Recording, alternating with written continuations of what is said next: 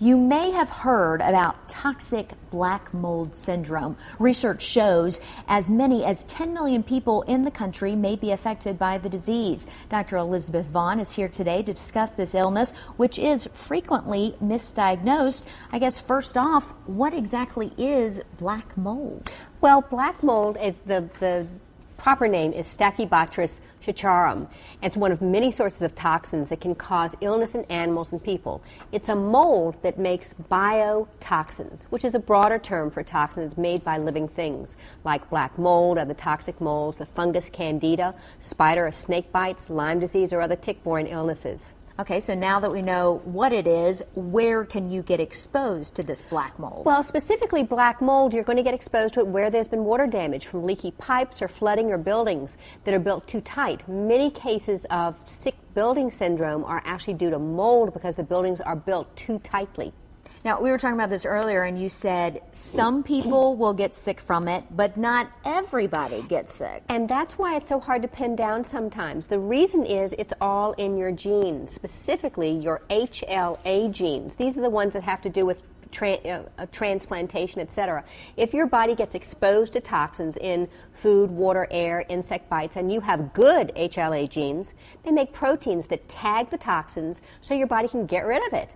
If you have inadequate HLA genes, your body can't see the toxins, so they hang around and trigger a cascade of pro-inflammatory reactions and really mess up your hormones.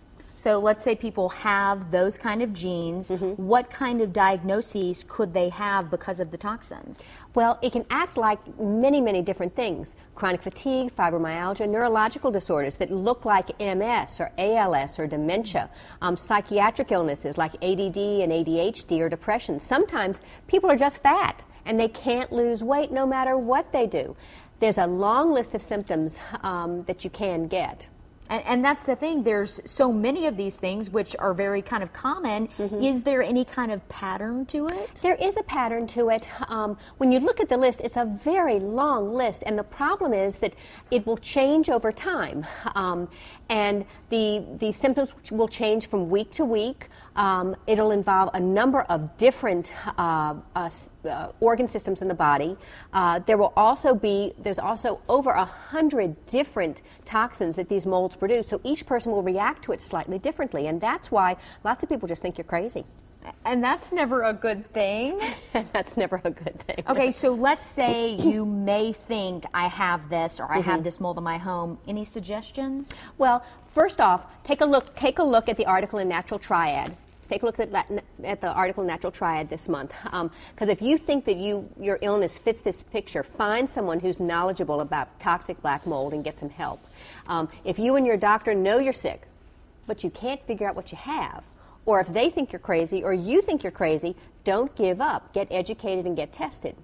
And that's right. Education is always key with something like this. That's right. There are a couple of different websites that I refer to in the article that are so useful for testing of neurotoxins, and also just get yourself educated. And that way you'll have a better idea of what to do.